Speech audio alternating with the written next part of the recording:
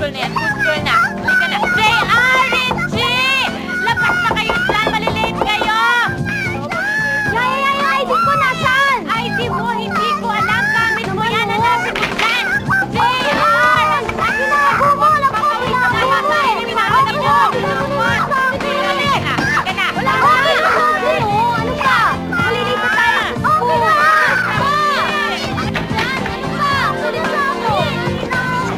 Quiet! Damn! Araw-araw na naman tayong ganito. Darlene, tulungan mo si Lucia sa mga kapatid mo. Nina, you have to go to school! Now go!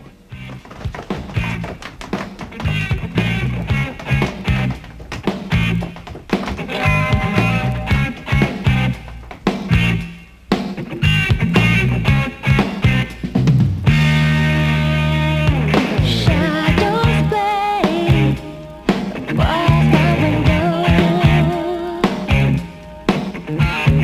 Voices whisper behind the walls.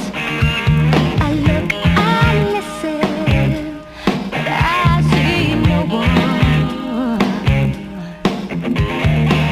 Oh, it seems like I'm in a dream, and I know, deep down I really know, this world we live in is starting to change, and we will never waste the chances we take. We play it right, what we have will never ever break.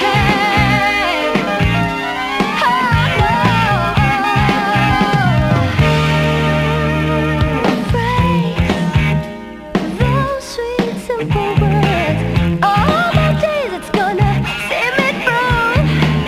Little hands and little feet.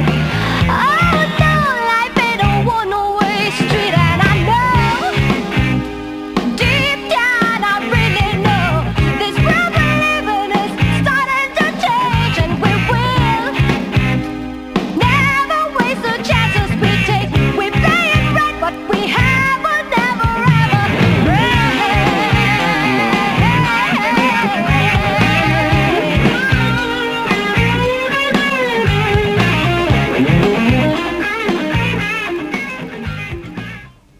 Okay na kayo. Bibigyan ko kayo once a week. Friday. Pag nag-click kayo, daragdagan kong araw nyo. Thank you, boss. Siya nga pala, yung chick, pagsuotin mo naman ng sexy para gana naman yung mga customers nating lalaki. Boss, kailangan pa ba yun? Kailangan natin ng konting landi sa show. Okay? Pero okay, malilate, ha? Sige pa. Thank you. Okay, see you. Ano daw? Tuwing Friday daw tayo.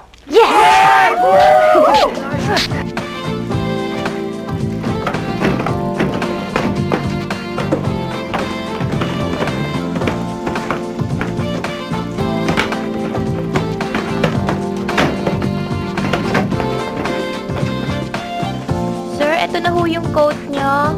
Lucia, saan yung brown tie na ginamit ko doon sa meeting ko last week? Ewan ko. Ewan mo. Ikaw lang naman na naglalagay ng mga gamit sa cabinet ko. Sorry ho, sir. Hanapin ko na lang sa cabinet ng mga bata. Cabinet ng mga bata? Eh, Paano napasok sa cabinet ng mga bata ang tie ko? hanapin ko na lang ho, sir.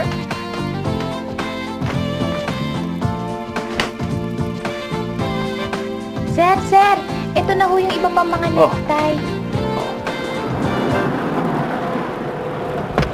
Wow, Hi! Oh, hi. Good morning. Good morning. Parang hindi yata maganda yung necktie mo, ah. Huh?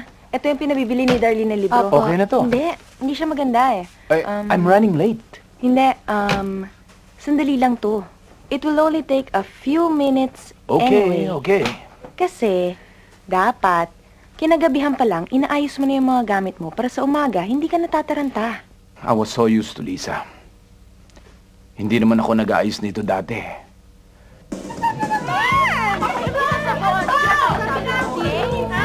Gusto mo naman, late na ako! Ito na naman po kami. Hoy! Ang aga-aga! Hingin ninyo! Balis ka kayo dyan! Ano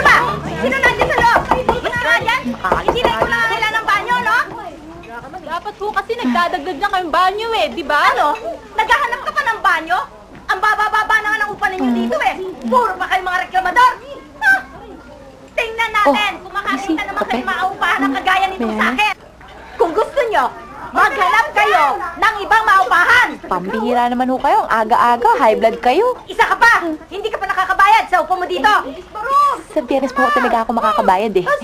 Ano naman kaya magiging palusot mo sa Biyernes? Alam niyo ho, kaya hindi ako bumibili ng alarm clock. Kasi kayo pa lang ho, alarm clock ko na. Eh, paano ka bibili ng alarm clock? Sa gabi trabaho mo. Hoy, Sam, bakit hindi ka gumaya dito kay Prissy? Bakit hindi ka mag-SGO?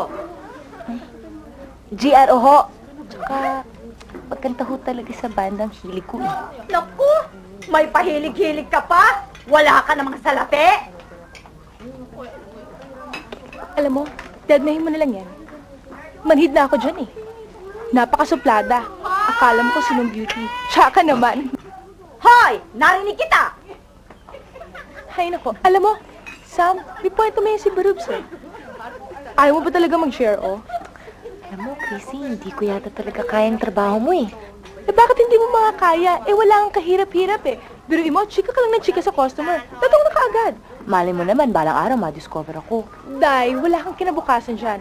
Gutom lang ang aabutin mo. Kaya kung ako sa'yo, mag-iba ka na lang ng linya. Well, pwede ako mag-teacher. Mas gutom yan. Eh di mag-a-apply ako sa abroad. Hay nako, DH ang labas mo niyan. Baka mabitay ka pa. Nina, halika na, pumasok ka na. Hinihintay ka na ng mga classmates mo eh. Puminis ka na nila.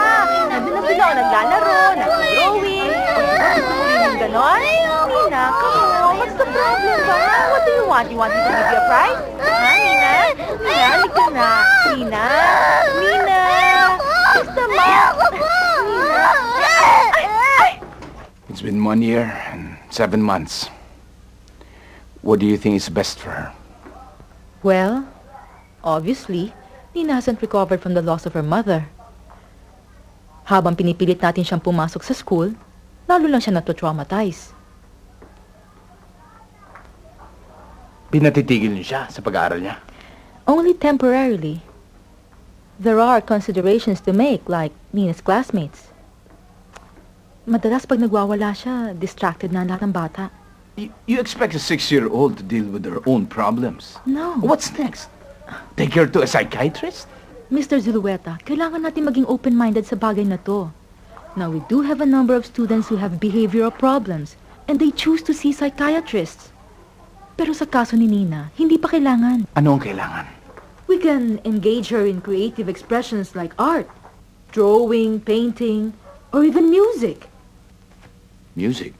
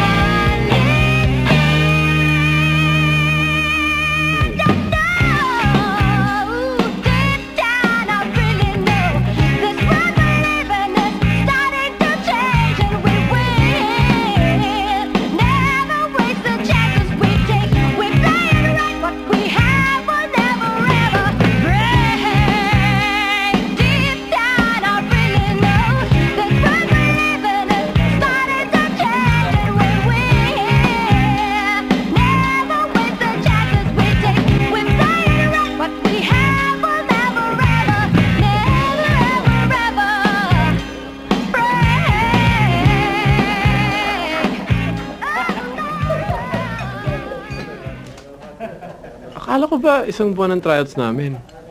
Alam niyo magaling kayo eh, pero hindi kayo kinaagat ng crowd namin. Mabuti pa siguro, pumunta kayo ng ibang club at baka doon mag-click kayo. Baka naman pwede niyo kami bigyan ng konting panahon. Pipick up rin ng banda. Pare, negosyo to.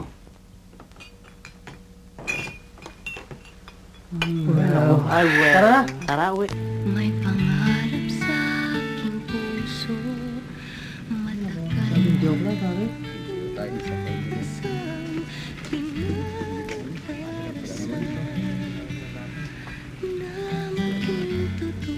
O sige pare ha.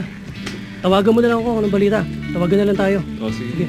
Bye, pare. Bye. Ayoko pa susuko. Buo na yung banda at nandito na tayo. Konting tiis na lang. Hindi naman ako sumusuko eh. Napapagod na lang ako kaya gusto ko naman maging praktikal. Pero itong gusto mong gawin, di ba? Noon yun, pero ngayon hindi ako sigurado kung gusto ko pa itong buhay na palipat-lipat ng bar. Palagi na lang tayo naghahanap ng pwestong matutugtugan eh. Darating din ang panahon natin.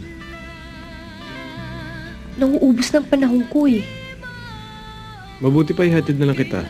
Andel, pwede, gusto ko muna mapag-isa eh.